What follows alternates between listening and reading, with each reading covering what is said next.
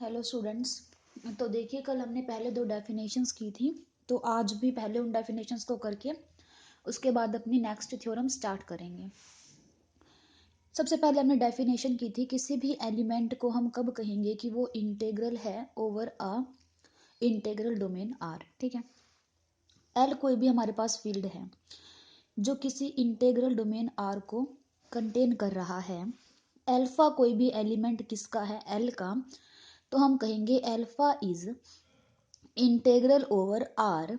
अगर हमारे पास एक मोनिक पोलिनोमियल मिल जाए किसके अंदर, आर एक्स के अंदर। ठीक है, अगर हमारे पास एक मोनिक पोलिनोमियल मिल जाए जिसके कोफिशिएंट कहाँ से हो, आर से हो, और जो अल्फा को सेटिस्फाई करे, जिसको अल्फा सेटिस्फाई करे। ठीक है, देखो, एल कोई भी फील्ड है, आर इंटेग्रल डोमेन है जो कि कंटेन है एल में। अल्फा हमने कोई भी एलिमेंट फील्ड का लिया, अल्फा को हम कहेंगे इंटेग्रल ओवर आर। अगर आर में, या ऐसे बोल लो कि हमारे पास एक मोनिक पोलिनोमियल मिल जाए जिसके कोफिशिएंट आर से हो और अल्फा उसे सेटिस्फाई करे। ठीक है, तो हम क्या बोलेंगे, alpha is integral over R. इसके बाद हमने डेफिनेशन की थी इंटेग्रली क्लोज्ड फील्ड की। ठीक है, इंटेग्रली क्लोज्ड कब कहेंगे। ठीक है, अब आर हमारे पास कोई भी इंटेग्रल डोमेन है, आर कोई भी इंटेग्रल डोमेन है, आर को कब कहेंगे कि आर क्या है, इंटेग्रली क्लोज्ड है। अगर अल्फा में कोई भी एलिमेंट ले किसका, कोशेंट फील्ड ऑफ आर का। अगर अल्फा कोई भी एलिमेंट ले कोशेंट फील्ड ऑफ आर का, कि जो अल्फा है वो क्या हो, सच दैट अल्फा इंटेग्रल हो ओवर आर के, इंटेग्रल ओवर आर हो, कि जो अल्फा है वो क्या हो, इंटेग्रल हो ओवर आर के। तो अगर अल्फा बिलोंग कर जाए आर में, तो हम क्या कहेंगे, आर क्या है, इंटेग्रली क्लोज्ड। देखो, इंटेग्रली क्लोज्ड क्या होता है, आर को हम इंटेग्रल क्लोज्ड कब कहेंगे कि अगर अल्फा कोई भी एलिमेंट हम कोशेंट फील्ड से ले, आर के कोशेंट फील्ड से हमने कोई भी एलिमेंट अल्फा लिया जो कि इंटेग्रल है ओवर आर, तो वो अल्फा किस में बिलोंग कर जाना चाहिए, आर में। ठीक है, ऐसे जितने भी अल्फा होंगे, ठीक है, ऐसे जितने भी एलिमेंट्स अल्फा होंगे जो इस कंडीशन को सेटिस्फाई करने हैं, वो किस में बिलोंग कर जाएं, अगर वो आर में बिलोंग कर जाएं तो आर को हम क्या बोलेंगे, इंटेग्रली क्लोज्ड। ठीक है, तो आपको डेफिनेशन क्लियर हो गई होगी। तो इसके बाद हम नेक्स्ट एक्सरसाइज करते हैं। देखो एक्सरसाइज क्या है, show that every unique factorization domain is integrally closed. हमें प्रूफ करना है कि एवरी यूनिक फैक्टराइजेशन डोमेन क्या होगी, इंटेग्रली क्लोज्ड होगी। हमने मान लिया आर कोई भी यूनिक फैक्टराइजेशन डोमेन है। अब इंटेग्रली क्लोज्ड प्रूफ करने के लिए हम क्या करेंगे, इसका कोई भी एलिमेंट किसका, कोशेंट फील्ड का। ठीक है, कोशेंट फील्ड का कोई भी एलिमेंट अल्फा लेंगे, ठीक है, जो कि क्या होगा, इंटेग्रल होगा ओवर आर। तो हम क्या दिखा देंगे कि जो अल्फा है वो किस में बिलोंग कर जाएगा, आर में। तो क्या हो जाएगा, आर जो कि यूएफडी है वो क्या बन जाएगा, इंटेग्रली क्लोज। अभी डेफिनेशन भी तो यही थी। तो आर हमने यूएफडी मान लिया, अल्फा कोई भी एलिमेंट मान लिया कोशेंट फील्ड ऑफ आर का। अगर अल्फा कोशेंट फील्ड का है तो ए बाई बी टाइप का होगा, for some A by B belongs to R where B is non zero and A और बी की जीसीडी क्या होगी, 1। अब हमने लेट किया, देखो ये चीज लेट करके चलते हैं ना, जब अल्फा इन कंडीशन को पूरा कर रहा होगा तब हमें प्रूफ करना होता है अल्फा बिलोंग कर जाए आर में। तो अल्फा कोई भी एलिमेंट कोशेंट फील्ड का मान लिया, साथ में क्या मान लिया, अल्फा क्या है, इंटेग्रल है ओवर आर के। तो हमें प्रूफ क्या करना है, अल्फा बिलोंग कर जाए आर में। तो अगर हम दिखा देंगे अल्फा आर में बिलोंग कर गया तो क्या बन जाएगा, आर इंटेग्रली क्लोज बन जाएगा, और यही चीज हमें प्रूफ करनी है। अब अगर अल्फा क्या है, इंटेग्रल है ओवर आर, तो इंटेग्रल की डेफिनेशन लगाओ। अगर अल्फा इंटेग्रल है तो हमारे पास क्या होगा, एक मोनिक पोलिनोमियल मिलेगी जिसके कोफिशिएंट आर से होंगे, ठीक है ना, और अल्फा जिसका रूट बनेगा। तो देखो हमने मान लिया वो पोलिनोमियल है ये, ठीक है, हमने उस पोलिनोमियल ये मान लिया जहां से कोफिशिएंट कहाँ कहाँ से बिलोंग करेंगे, आर से बिलोंग करेंगे। अब अल्फा इसे सेटिस्फाई करेगा क्योंकि अल्फा की मोनिक पोलिनोमियल है, तो अल्फा पुट करने पर आंसर क्या आएगा, 0। अब अल्फा की वैल्यू क्या माननी थी, ए बाई बी टाइप का था, तो पुट कर दिया यहाँ पर ए बाई बी। ठीक है, उसके बाद हमने क्या किया, throughout B raise to power N से मल्टीप्लाई की, लेफ्ट साइड भी और राइट साइड भी। जब लेफ्ट साइड में B raise to power N से मल्टीप्लाई करेंगे तो हमारे पास ये वाली इक्वेशन आ जाएगी। अब ए रेज टू पावर एन को तो रखा इस तरफ ही, और बाकी सारी टर्म्स को हम राइट साइड में लेकर जाएंगे तो माइनस की हो जाएंगी। तो A raise to power N is equal to minus of this term. अब यहाँ से A raise to power N equal हो गया माइनस ऑफ दिस टर्म। इसमें से देखो सभी टर्म्स में से बी कॉमन आ रहा है, तो बी को हमने बाहर निकाल लिया। अब ए रेज टू पावर एन क्या है, मल्टीपल है बी का, तो इट मीन्स बी डिवाइड करेगा ए रेज टू पावर एन को। बट ए और बी की जीसीडी कितनी है, 1 है, और अगर ए और बी की जीसीडी 1 है तो A raise to power N और बी की जीसीडी भी कितनी होगी, 1 होगी।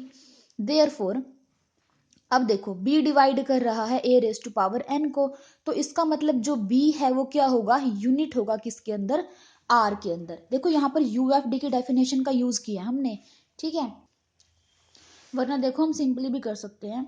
इन दोनों नंबर की जीसीडी 1 है, ठीक है, और हमें पता है कि b डिवाइड कर रहा है a raise to power n को, और इन दोनों की जीसीडी हम 1 भी बोल रहे हैं। तो ये कब पॉसिबल है, जब b क्या हो, 1 हो, ठीक है ना। तो उसने बोला है that implies B is unit in R, तो इसका मतलब जो बी है वो क्या होगा, यूनिट होगा। So A by B belongs to R, तो इसका मतलब जो ए बाय बी है वो कहाँ बिलोंग कर जाएगा, आर में बिलोंग कर जाएगा ना। आर क्या था हमारे पास, यूएफडी था। That implies A by B क्या था हमारे पास, अल्फा, तो अल्फा कहाँ बिलोंग कर जाएगा, आर में बिलोंग कर जाएगा।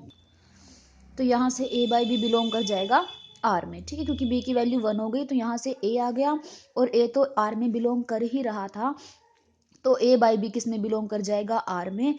और अगर ए बाई बी आर में बिलोंग कर रहा है तो ए बाई बी की वैल्यू ही अल्फा थी, तो अल्फा बिलोंग्स टू आर। और यही चीज़ हमें प्रूफ करनी थी, क्या दिखाने के लिए, आर को इंटेग्रली क्लोज्ड दिखाने के लिए, ठीक है। तो हमारा प्रूफ होता है यहाँ पर कंप्लीट। अब नेक्स्ट देखिए, नेक्स्ट में 3 पार्ट्स है, हमें दिखाना है कि तीनों इक्विवेलेंट होंगे, ठीक है। तो पहले फर्स्ट लेट करेंगे, सेकंड प्रूफ करेंगे, सेकंड लेट करेंगे, थर्ड प्रूफ करेंगे, और थर्ड लेट करेंगे और फर्स्ट प्रूफ करेंगे, ठीक है। तो सबसे पहले देखो, alpha belongs to C, the following are equivalent, हमें दिखाना है ये सारी कंडीशंस इक्विवेलेंट होगी। सबसे पहले हमने क्या लेट किया, हमने लेट किया कि अल्फा बिलोंग्स टू ओके, ठीक है। अल्फा किस में बिलोंग कर रहा है, ओके में। और क्या दिखाएंगे, okay alpha is finitely generated okay module, ठीक है।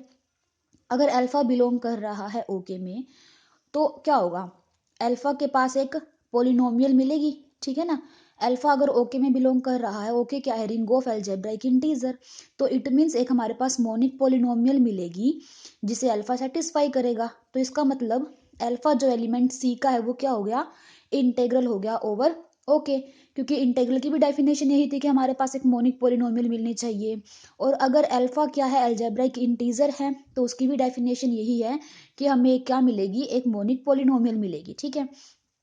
ये वाली चीजें हम फर्स्ट सेकंड यूनिट में कर चुके हैं, ठीक है ना। अब देखो इसका मतलब क्या हो गया, अगर अल्फा इंटेग्रल हो गया ओवर ओके, तो अल्फा को, अल्फा सेटिस्फाई करेगा एक मोनिक पोलिनोमियल को जिसकी डिग्री n होगी, और ओवर ओके, क्योंकि इंटेग्रल भी तो ओवर ओके ही है, ठीक है।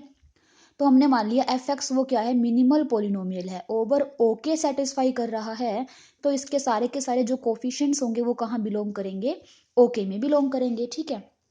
अब ये देखो अल्फा की मिनिमल पोलिनोमियल है, तो एफ ऑफ अल्फा क्या होगा, 0, तो इसके अंदर जब अल्फा पुट करेंगे तो क्या आएगा, 0।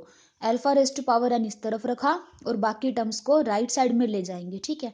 अब यहाँ पर देखो अल्फा कोई भी एलिमेंट किसका था, ओके का, तो इसका मतलब ये देखो इज इक्वल्स टू किसके इक्वल हो गया, A1, A1 किसका एलिमेंट, ओके का, ठीक है ना। A1 ओके का ही एलिमेंट था, इसने इस तरीके से लिख दिया इसको, ये ओके का एलिमेंट, ठीक है। प्लस में यहाँ पर आएगा an-1 अल्फा, तो an-1 अल्फा किसका एलिमेंट, ओके का।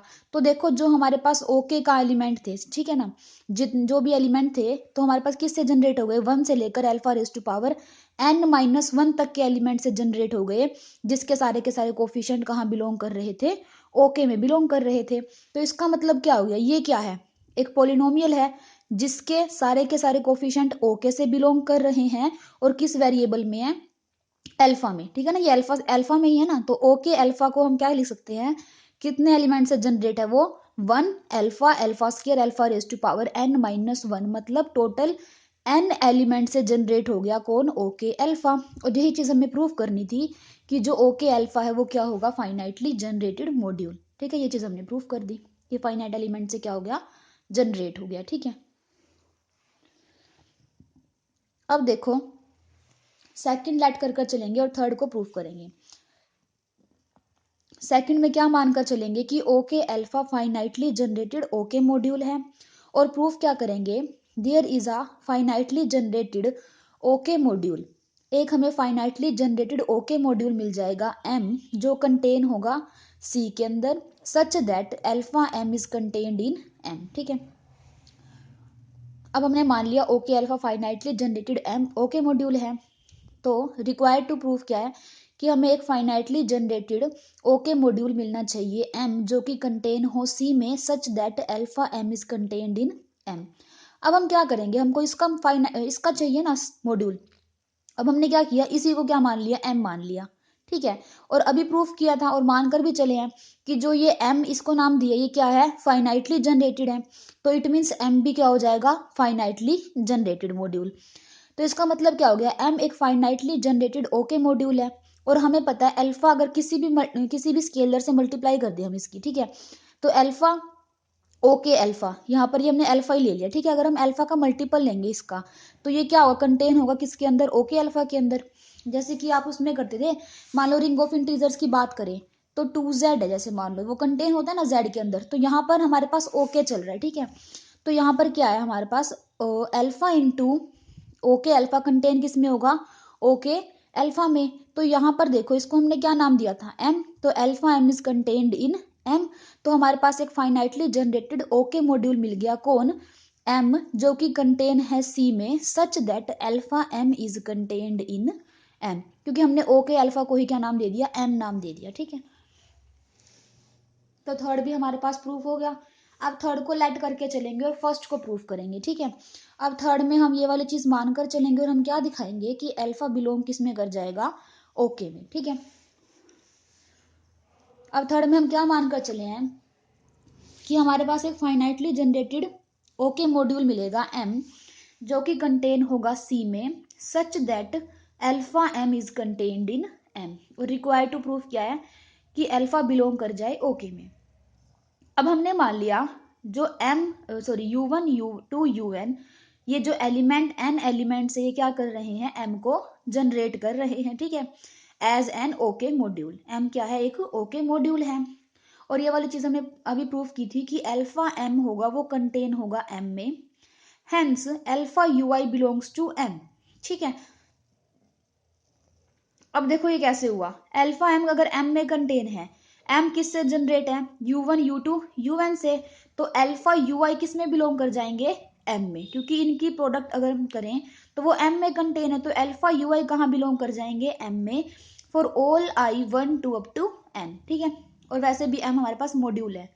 अब देखो अल्फा ui किसका एलिमेंट, m के एलिमेंट। अब m के ये एलिमेंट है और m किससे जनरेट हो रहा है, u1 u2 un से, तो इन अल्फा ui को हम u1 u2 un के लीनियर कॉम्बिनेशन में लिख सकते हैं। तो हमने क्या किया, J121 अल्फा ui को u1 u2 un के लीनियर कॉम्बिनेशन में लिख दिया, जहां से ए आई जी किससे बिलोंग करेंगे, ओके से। ठीक है, अब देखो जो इसके कोरस्पॉन्डिंग मैट्रिक्स बनेगी इसे हमने क्या नाम दे दिया, ए, और बी कोई भी अनदर मैट्रिक्स बना ली जो कि क्या है, alpha into identity matrix of order N minus A. ठीक है, इसकी हर एक एंट्री कैसे नाम दिया है, बी आई जे। अब देखो यहाँ पर पहले आई की वैल्यू क्यों क्या रखो, 1, आई की वैल्यू को 1 रखेंगे तो alpha u1 is equals to, summation को ओपन कर दो, आई की वैल्यू 1 रख के समीशन को ओपन करेंगे तो क्या होगा, ए 1, आई की वैल्यू 1। ठीक है ना, समीशन को ओपन करेंगे, ये तो आप कर ही लोगे, अल्फा u1 फिर alpha u2 alpha un, summation को ओपन कर दिया, यहाँ पर हर एक आई की वैल्यू के कोरस्पोंडिंग, आई की वैल्यू 1 रखी फिर समीशन ओपन किया, आई की वैल्यू 2 रखी फिर समीशन ओपन किया, आई की वैल्यू n रखी और फिर समीशन को ओपन कर दिया। तो यहाँ से हमारे पास मैट्रिक्स आ जाएगी ए। इसकी जो मैट्रिक्स बनेगी कैसे बनेगी, a11 a12 a1n, फर्स्ट के कोफिशिएंट उठाकर फर्स्ट रो में लिख दिए, सेकंड के कोफिशिएंट सेकंड में, और nth के कोफिशिएंट nth रो में लिख दिए। अब इसके बाद देखो बी मैट्रिक्स हमारे पास क्या थी, आइडेंटिटी मैट्रिक्स से अल्फा की मल्टीप्लाई करने के बाद उसमें से ए को सब्ट्रैक्ट करना है, तो हमारे पास ये मैट्रिक्स आ जाएगी। बी की फर्स्ट एंट्री क्या होगी, alpha minus A11, second entry minus A12, क्योंकि देखो माइनस कर रहे हैं ना ए को, तो आइडेंटिटी मैट्रिक्स के क्या होगा, अल्फा तो डायगोनल पे आ जाएगा और बाकी सारी एंट्री तो जीरो बनेंगी इसकी, तो इसमें से जब ए को माइनस करेंगे तो नॉन डायगोनल एंट्री सारी क्या हो जाएंगी, नेगेटिव हो जाएंगी, ठीक है। और डायगोनल पे क्या बनेगा, alpha minus A11, alpha minus A22, alpha minus ANN, ठीक है। अब हमने क्या किया, बी को लिख लिया।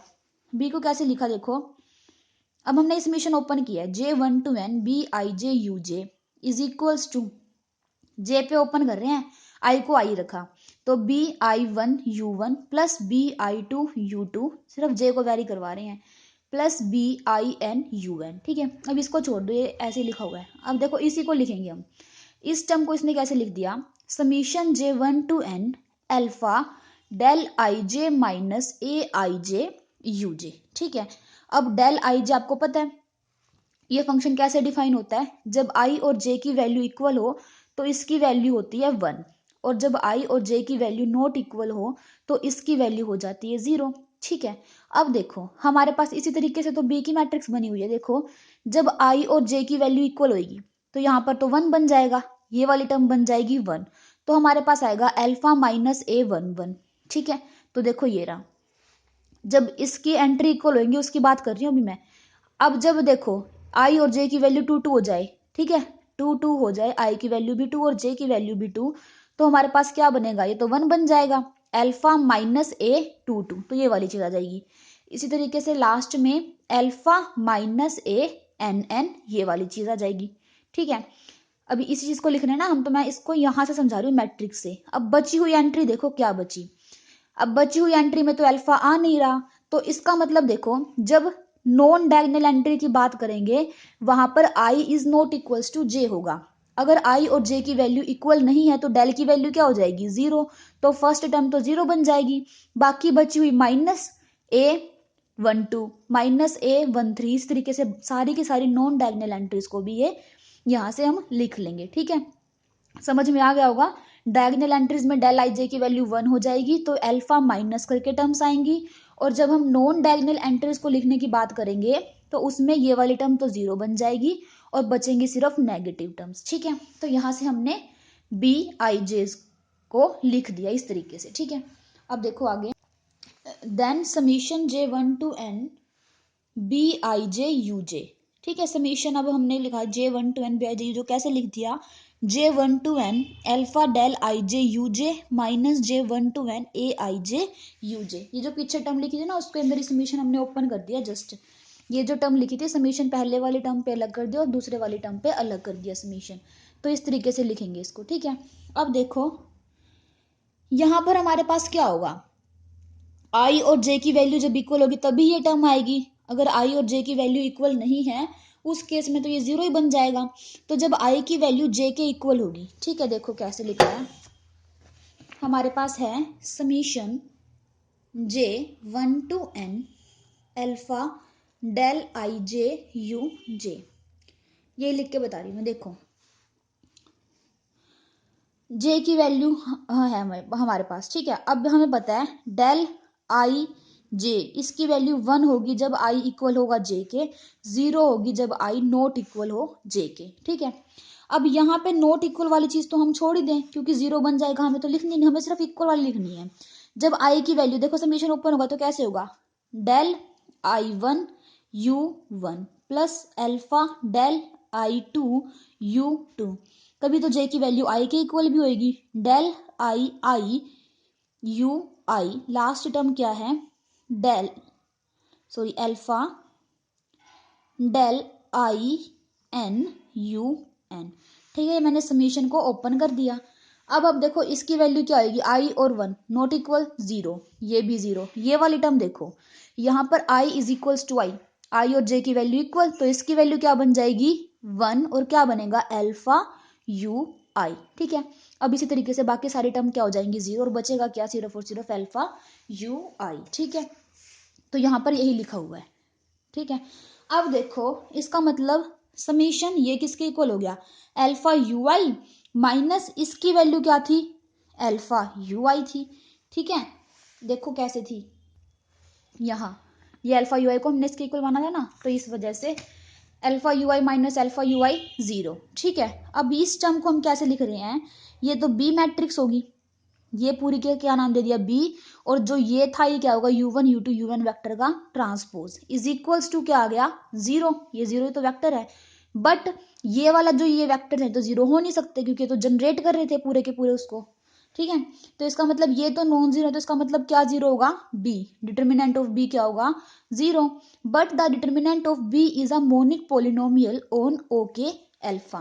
देखो बी का डिटर्मिनेंट क्या आएगा, बी हमारे पास इस तरीके से मैट्रिक्स है, जब इसका आप डिटर्मिनेंट ओपन करेंगे तो हमारे पास एक पोलिनोमियल बन जाएगी किसमें, अल्फा में। अब देखो मैं 2x2 पे लेके दिखा रही हूँ, आपको समझ में आ जाएगा कैसे बनेगी पोलिनोमियल। देखो B matrix alpha minus A11 minus A12 minus A21 alpha minus A22, इसका जब आप डिटर्मिनेंट ओपन करेंगे तो क्या बनेगा, alpha minus A11 alpha minus A22 minus A12 A21। अब इसकी मल्टीप्लाई करके देखो, alpha square minus alpha A22 minus alpha A11 plus A11 A22 minus A12 A21, ये तो कांस्टेंट टर्म होगी, यहाँ से अल्फा कॉमन आ जाएगा, तो ये हमारे पास क्या बन रही है, एक मोनिक पोलिनोमियल बन रही है किसके अंदर, अल्फा में। जब हमने 2x2 की ली तो कितने डिग्री की बनी, 2 डिग्री की, और जब हम n×n की मैट्रिक्स लेंगे तो कितने डिग्री की बनेगी, n डिग्री की। तो यही बोल रहा है कि जो b का डिटर्मिनेंट होगा वो क्या होगा, एक मोनिक पोलिनोमियल किसके अंदर, अल्फा में। तो ये डिटर्मिनेंट ऑफ b क्या आ रहा है हमारे पास 0, तो इसका मतलब ये पोलिनोमियल क्या आ जाएगी 0, तो इसका मतलब अल्फा क्या बन जाएगा, रूट बन जाएगा किसका, एक मोनिक पोलिनोमियल का।